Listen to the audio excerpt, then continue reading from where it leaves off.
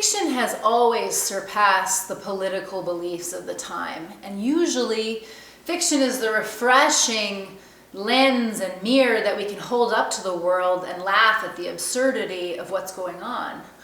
But what happens when fiction becomes ideology? What happens if it becomes didactic? Well, you see what we have right now, which is there's almost always having to make little qualifying statements like bad white people, straights are worse than gays. And I really mean this, like, these are statements that are made jokingly, but they are part of the culture now. And it's just like when you saw the writer Billy Eicher, when he released that Bros movie, he immediately had to say that everyone was homophobic. And my thought was, maybe actually this kind of little like teasing jab at how straight culture is so straight and boring and vanilla, and the heteronormative, like there's always kind of little jabs that like, oh, imagine being straight, so stupid and boring. And there's that kind of undertone, and it's fine, we can take it in good fun, but after a while, like why, like when he's like wondering why people don't come to his movie, it's like, well, maybe they just didn't feel like self-flagellating that day. Like maybe they didn't feel like pandering to this like kind of constant need to like put that culture down and say that, I mean, it's like, I understand why that rose up is because for so long heteronormative was normative and was dominating, so they're just trying to reclaim that dominance for themselves. But it's still like, you can't be this bully. You can't bully people and then demand to know why they don't love you. You can't make these kinds of demands. Another thing people do is, no one will understand me, but then they demand to be understood. And it's like, well, you already set up a self-fulfilled prophecy that no one's going to understand you. So own your part in why that dynamic isn't flowing, because you're putting up a wall, you're insulting somebody, like in this case, like insulting straights, but demanding that straights love you. And then so what this comes down to is fiction, and we kind of have these little ideological truths that must be in it. Like, even just like I was reading, what was it? I was reading this romantic comedy about people in a science program falling in love. And of course, they kind of had to insert that anybody that didn't want a V was completely, again, dumb and evil, which is the cultural thing. And again, those are just little things that are inserted. It doesn't take away from my experience, but it does make me think, like, do we need to have a little qualifier about, oh, white people are inferior, check. Make sure we acknowledge that the like straight culture is boring. Make sure we acknowledge that the whites are by default, they are either bad or just terribly selfish, that kind of thing. And then, or this kind of thing with this, which was like not putting into any nuance that there are people with disabilities in all kinds of health situations, and also maybe just a personal preference toward bullshit and propaganda, which is why they did not choose to get that particular medicine. So, and then there are current facts justifying it. So to have this kind of constant need to tell people what to do in fiction, these shoulds that creep in, it's ruining fiction.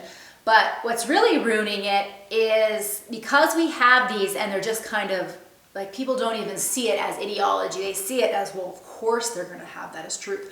The whole culture of trying to publish a book, I think, is so ruined by that groupthink, because I'll go into a lot of publishing seminars with agents, and they'll be talking, and of course they want, own voices and that, and of course that's great, but it's also kind of, it's actually derivative on its own, because own voices doesn't mean they want rural voices. It doesn't mean they want ideological nuance. It means they want you to be parroting a particular ideology, but then being of different backgrounds and races, which is, in essence, it's just not like all different backgrounds and races and cultures are actually going to have different points of view. And that includes being critical of this current moral orthodoxy and current kind of woke SJW stuff. People from other cultures that come here have all kinds of ideas. Maybe they want to talk about the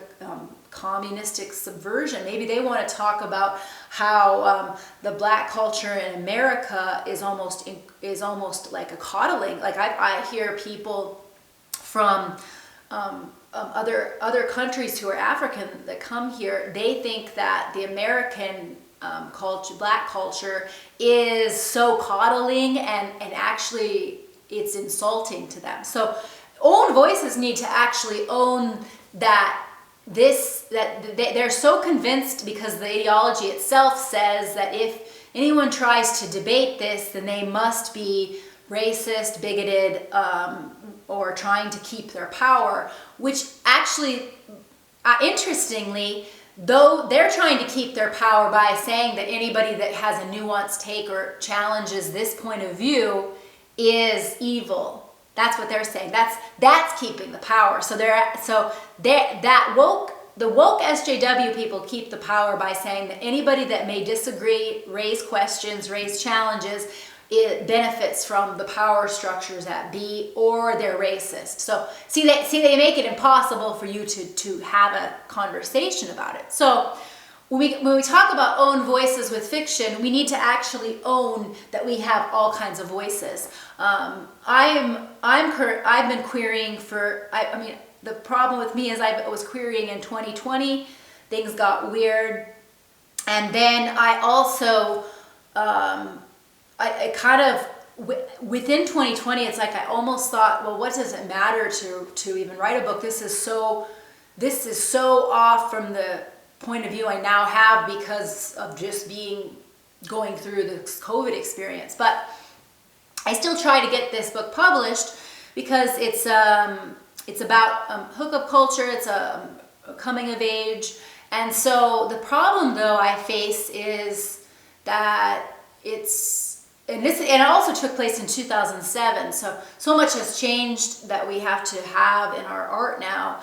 And I dare to make fun of both the right and left in it. Like I make fun of both pro-life and pro-choicers, and have little remarks that they're not even they're just a little sideways little remark in the voice. But those kinds of things, it's like people view that as, we will not accept any level of laughing at both sides. It's like you better pick the side and go with it.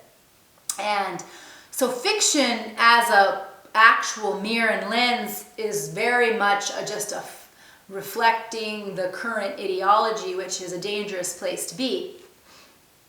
But that's where we're at. And so my question is, are there non-woke agents? Because all the little panels I do, it seems like everyone's pretty entrenched in a certain script, and no one seems to be craving that we kind of make fun of these elements. Like I think people would if they actually saw it, but there seems to be this like groupthink and entrenchment and assumptions. And when I contacted nonfiction publishers of more like libertarian, moderate, conservative voices of nonfiction and fiction, they told me a name, but it's again one name and that person's not taking queries. So how is it that you get, when you're trying to get books published, one of which is completely more, it's just kind of more now at this point nostalgia's sake, 2007 coming of age, and then the other is a direct satire of SJWs by having an SJW feminist serial killer kill the people she disagrees with. So how is it that we can get, how is it you can get representation when it seems to me as though the doors are closed? Like for my coming of age, I queried 100 times. I got I got 7 manuscript requests, so that was good, but then not the follow through of wanting to represent. And it only takes one, but how do you keep the hope? Because people are so afraid to go against the crowd, and it's frustrating because I go to so many of these advice forums about publishing, and it doesn't feel as though it feels as though the gatekeepers are closed-minded but completely thinking of themselves as the opposite. And also I don't want fiction categorized as conservative. It's nowhere near conservative either. It's making fun of religion and little small towns. Like, that's the thing, is it's like, why we cannot reduce it to any of these ideologies. That's the whole point. Fiction goes beyond politics and is making fun of all kinds of status quo belief systems and moral orthodoxy. Like, that's what fiction is. So we really need to assess what's going on, because I don't want to categorize fiction as this politically, a certain political, because I want to be able to make fun of everyone freely, and I do. So that's what I just find so discouraging, and I kind of let time pass, but it's like, no, I'm going to get going with this. I'm tired of kind of being resigned to what I know is really just a bullshit groupthink. Like, we should not be resigning ourselves to people that are essentially programmed, conditioned, caught in this weird trance and thinking that they know best, when I would really like people to just be more open-minded, open-hearted, open to the nuance of how things are, and realizing that they've become rigid, even though they were maybe 10 years ago the absolute epitome of open mind. They have now become really morally entrenched and politically entrenched, ideologically possessed.